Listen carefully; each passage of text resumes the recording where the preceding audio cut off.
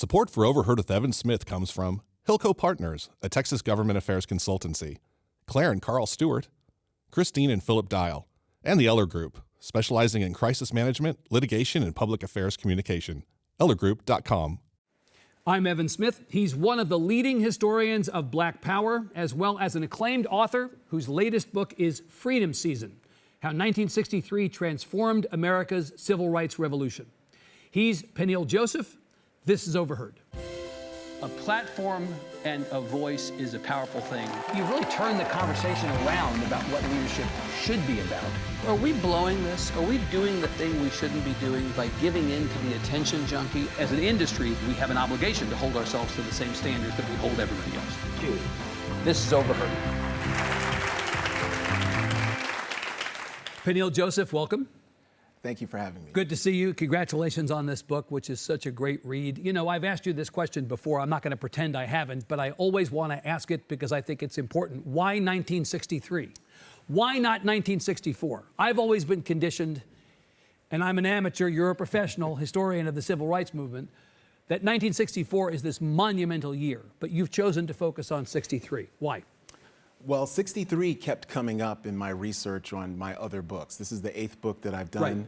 And I always found fascinating stories in 1963.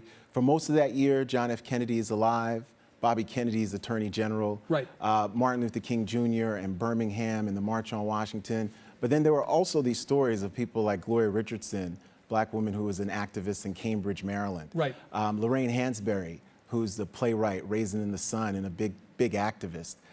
James Baldwin, the writer and activist in The Fire Next Time. So I found all these interesting tidbits, and I could never, because I would write books that had longer time frames, Right.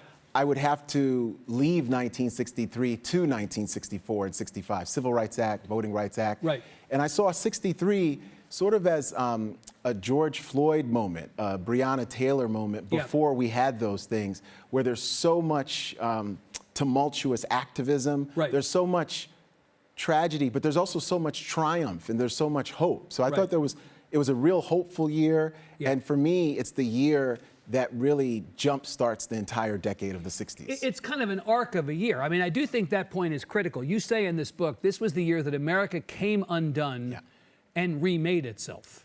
There was an enormous amount that was bad, and a lot of things. There's a long list of really bad things that happened. The 4 girls murdered in Alabama, you know, the murders of Medgar Evers and of JFK. The March on Washington is that year. The letter from Birmingham jail is that year. The year begins with the anniversary of the Emancipation Proclamation. Like, it's a consequential year from the standpoint of history. But by the end, there is actually something to be hopeful about going forward, right? Like, we come out of it.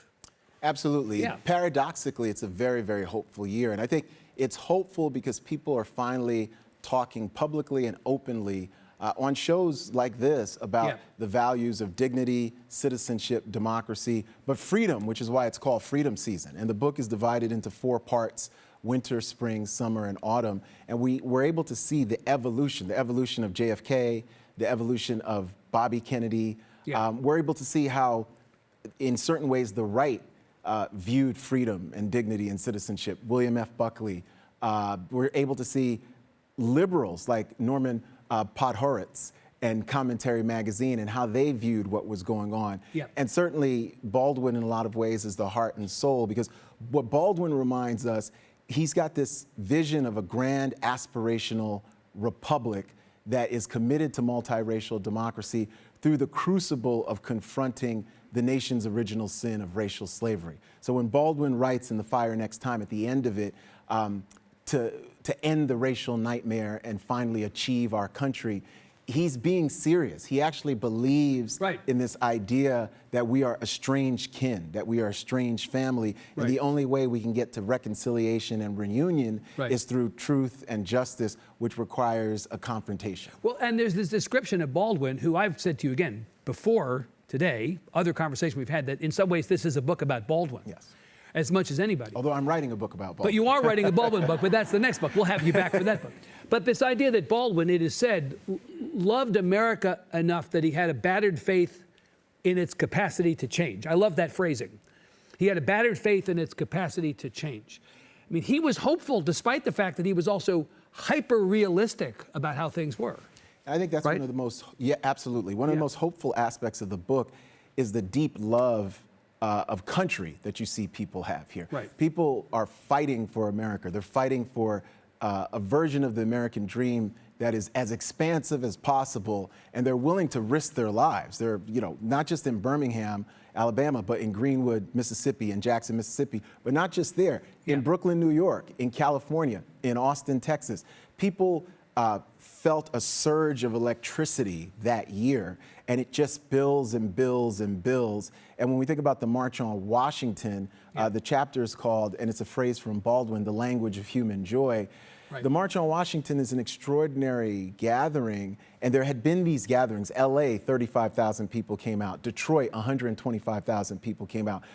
Washington, D.C., 250,000 people came out. Right. And it was so successful, Kennedy brings all the march leaders, and he serves them sandwiches, and they're drinking coffee, and they're just saying, this is a great historic American day. And Kennedy speaks to his and this is a great phrase, his favorite White House butler, Bruce, and he tells him, I wish I could be out there. Yeah, I want to ask you about JFK in a second, but I want to come back to something you said. Well, you're welcome to applaud. Applauding is fine.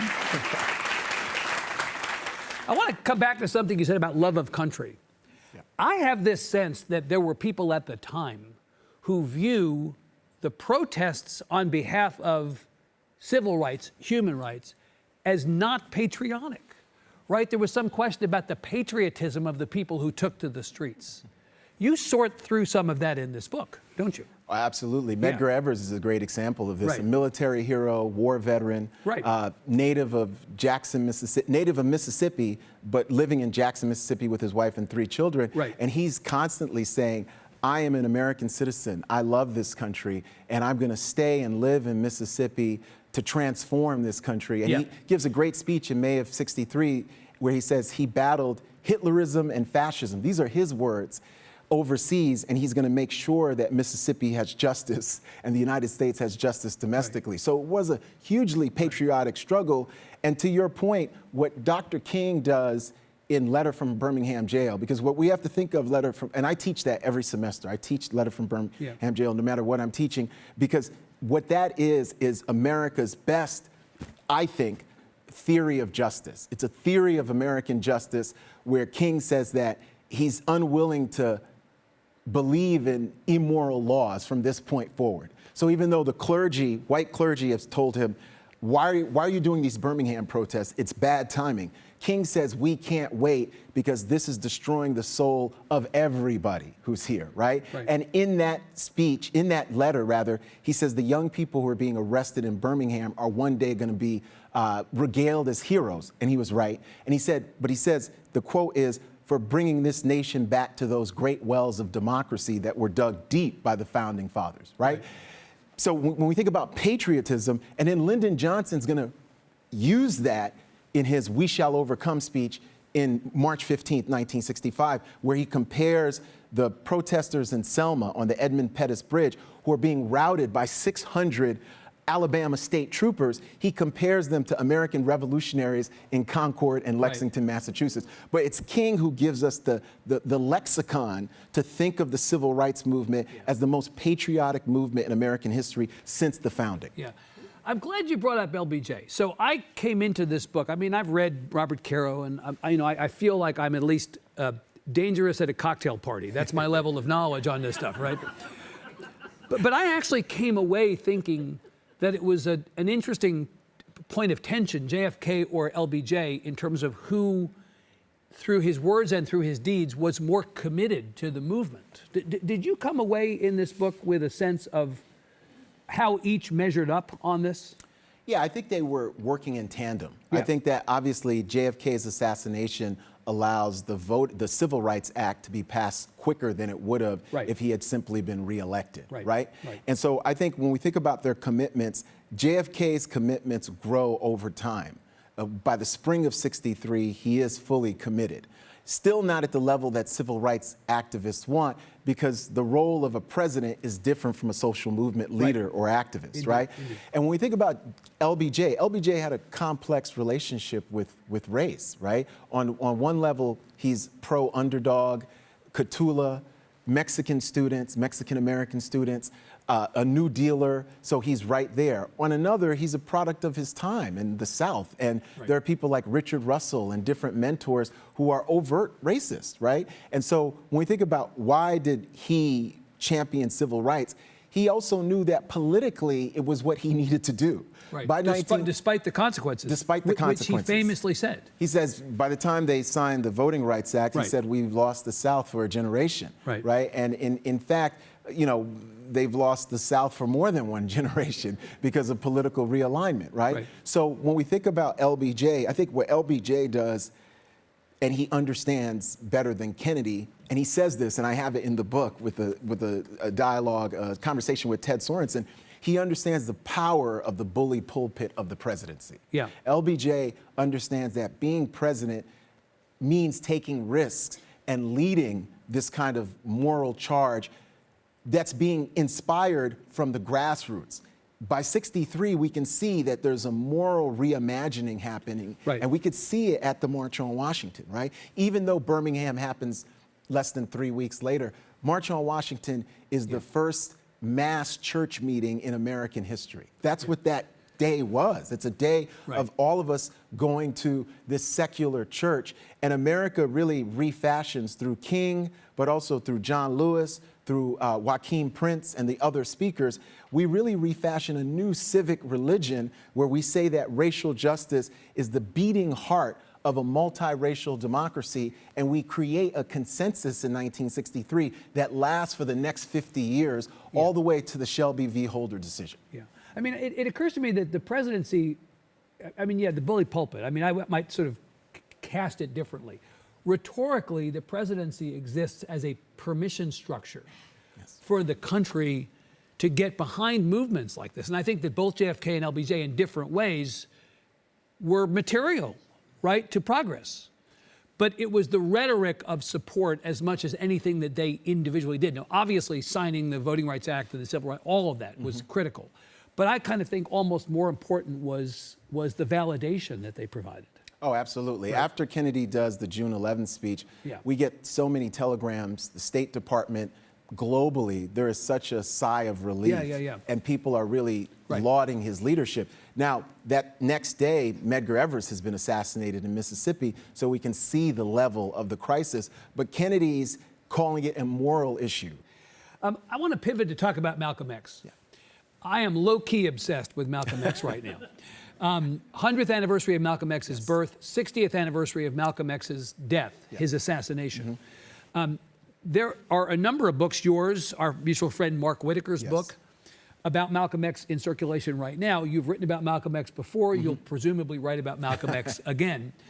Malcolm X is enjoying a moment right now. And I think that Malcolm X's legacy and reputation is not fully understood. I think people have associated things, ascribed things to Malcolm X, or associated things to Malcolm X that may not entirely tell the story. So give us your Malcolm X elevator speech, his role in this moment. Well, in 63, this is the last year he's with the Nation of Islam. And when we think about Malcolm X, born in 1925, same year as Bobby Kennedy, he becomes the biggest avatar and articulator of what I've called radical black dignity during this time period. And by big dignity, Malcolm defines dignity as something that's God-given and intrinsic, and it's the self-love and self-value we all have for ourselves, or at least we should.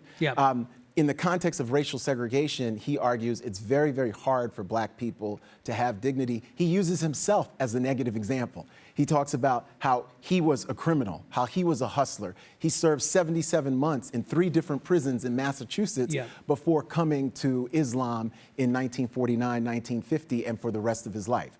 And so when we think about Malcolm X, what's so critical in 1963 is he's one of the biggest critics of Martin Luther King Jr. He's one of the most eloquent critics of the Kennedy administration. At the same time, he's drawn to the movement. At the same time, he attends the March on Washington. He says, just as an observer, he attends the March on Washington.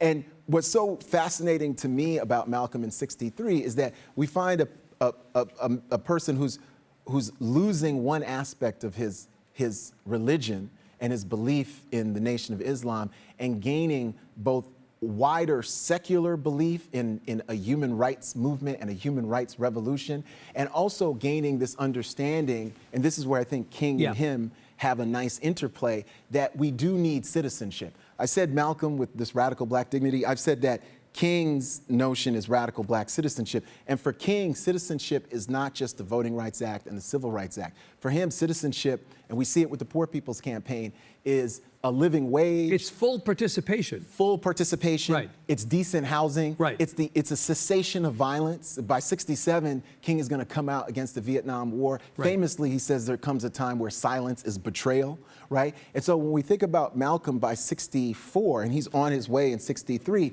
he starts to see we need dignity and citizenship. I want to pivot over from freedom season to unfreedom season, which some would say is 2025 in this country, unfreedom season. I think about race in America as this kind of, evolutionary thing, a narrative thread that cuts through the last whatever the number of years is. And we make progress, we make gains, but we also retreat from gains. So what is the situation as it relates to race in this country right now? We've decided that diversity, equity, and inclusion institutionally, we don't like that. So we're going to eliminate the use of diversity and equity in hiring, in public entities. We're going to decide it no longer applies in the case of college admissions. We're going to remove anything that looks like DEI from our public schools now in some places. We're going to decide what can and can't be taught, what history can and can't be taught. We're going to decide what books can and can't be put on shelves, and we're going to undermine the entire infrastructure of civil rights and the rule of law that has existed as a protection. And it occurs to me that the dismantling of the Department of Education is a great example of how we're really kind of coming after what was institutionally the protections put in place specifically to protect many of the people who will now lack that. The civil rights component of the Department of Education was really the impetus for the Department of Education to be created as a standalone agency. I just wonder if your battered faith in our capacity to change has remained intact in the face of unfreedom season. Yeah, no, that's a great question. I think we're in a post-consensus period in American history. Say more about that. And so by post-consensus, I think what 63 does, and that's why it was so important for me to write this book, and I think there are echoes of 63 in 2025, and we can discuss both negative and positive. But I think 63 creates the consensus, 50-year consensus. And remember, civil rights is always about more than just black people. Right. It's always about more than just queer people, disabled folks, Latinos, Asians, whoever is marginalized. Eventually, civil rights always expands opportunities for everyone. Right. And in fact, when we think about things like affirmative action, we have the data on this. White women benefited more from affirmative action than African Americans. The reason they did so was that they had more access to higher education. They had more access to corporate America. They had more access once the doors started to open up to be, quote unquote, qualified to come in. Right. Because remember, affirmative action also so limited, many people never had access to affirmative action. Many people never had access to the corporate America or you mean higher ed. To the mechanism. To the mechanism of affirmative action. Right. So when we think about where we're at in terms of post-consensus, what 63 does is produce 50 years where, even though you talked about progress and setbacks, yes, there were setbacks, including mass incarcerations and negative things. But 63 to 2013 empirically provide the most access for black people, for women of color, for historically marginalized groups to build wealth in the United States, to have employment in the United States, to have homes in the United States, to be connected to K through 12 and higher education, including elite higher education contexts in the United States, to send their kids to great schools, to do all these different things in the history of the Republic.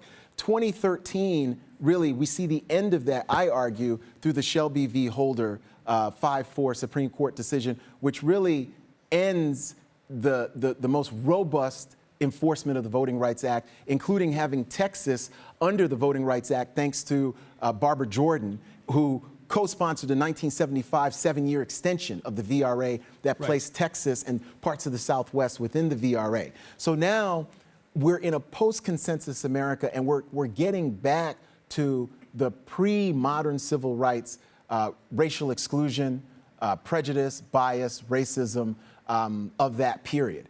Can we create a new consensus? Absolutely. Absolutely. That's going to take coalition politics. Right. It's going to take organizing and doing what Baldwin and other people wanted us to do, see other people's problems as vital as your own problems, right? And that causes you to, when Baldwin said we're really a strange kin, what he meant was finding beauty in other people's children and other people's lives in the same way you do with your own family, right? And when we think about the heroic period of the civil rights movement, with 63 being a real high point, that's what was so extraordinary about that period. I narrate, when you look at the March on Washington, so many different people came from Cleveland and California and the New Yorks and the South.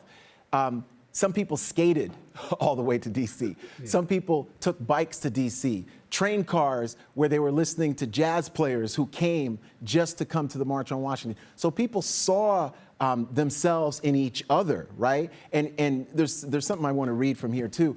And when we see ourselves in each other, it's something that's so powerful. It changes history and it changes institution. And for a time, it actually did change hearts and minds. But democracy is not linear. Progress is not linear. We have to fight and struggle and organize for that every single day. And it's up to us to be personally vulnerable, but also intellectually curious about other people's stories, Evan. Right. So what is it going to take, though, Peniel, to get back to that? Because if I accept your premise that there was a 50-year period from 63 to 2013 in which there was enormous progress, something has happened to turn some of that, at least, around. Oh, absolutely. In the intervening 12 years. And so my question is, what's it going to take to get it back?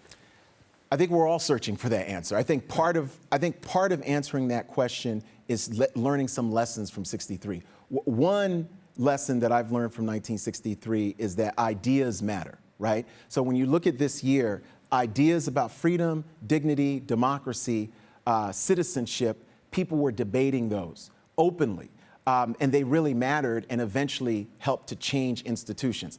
The other is, in 63, we were willing to talk to each other in bold and brave and courageous ways.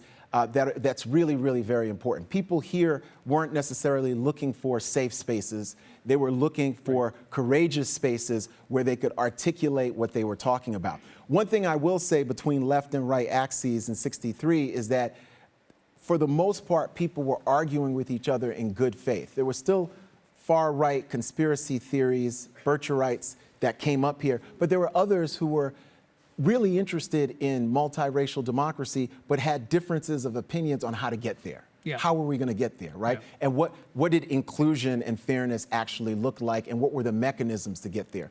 But the other is coalitions matter. What we see are deep coalitions. Baldwin's very key here. Baldwin is willing to speak to anyone. He's like you, Evan. He's willing to speak to anyone. He becomes this incubator where left, right, far left, moderates, reformers, he's willing to be in those rooms and publicly speak, debate, counsel anyone. But also, crucially, he didn't change his message in the sense that he didn't become a different person in those rooms. No. He was the same person he was outside of those rooms. No, he's a truth teller. He's a truth teller. And he's passionate about this idea of America.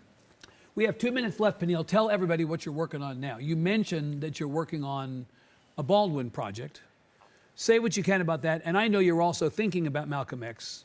Say what you can about that. So I've got a Baldwin book called Witness, which is James Baldwin's 1963, which really focuses on Baldwin and 63, but also the now. If you really love the Baldwin part of this book, you're really going to love. You're really going to love Witness. Yeah, exactly, but I have another book that should be out next year called The Last Revolutionary, which looks at Malcolm X's last year and really makes an argument for Malcolm X as this human rights advocate and avatar. And by following him all across and around the world. I was able to go to Ghana for this book. I was able to go to the UK and Oxford and go to the Oxford Library, the Oxford Union, where he debated in 1964. So it's been a really, really invaluable experience. And then finally, I'm working on something on Martin Luther King Jr. called The Fierce Urgency of Now, which really it looks at King, what King means historically, but the King we need to hear for this time, because I think King is such a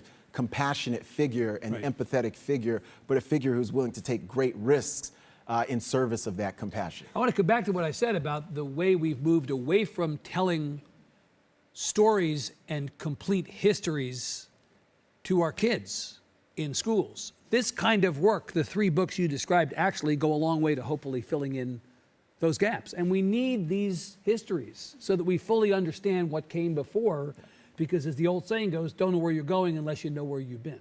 And history and you're filling in that part. And history is never about the past. It's always the stories we share and tell with each other, always about the present and the future. Good. Okay. Peniel Joseph, thank you so much for being here. Congratulations on the book. Good to see you, man. All right, good. Peniel Joseph, thank you. Good. Thank you.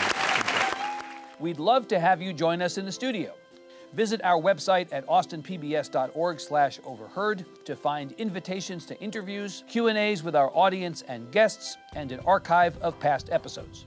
We are the beneficiaries of the March on Washington. We are the beneficiaries of people who risked it all, Bloody Sunday and Freedom Summer, right? We are the beneficiaries of allies who were black and white and Jewish and Hispanic and Asian, who marched all together. Support for Overheard with Evan Smith comes from Hilco Partners, a Texas government affairs consultancy, Claire and Carl Stewart, Christine and Philip Dial, and the Eller Group, specializing in crisis management, litigation, and public affairs communication. ellergroup.com.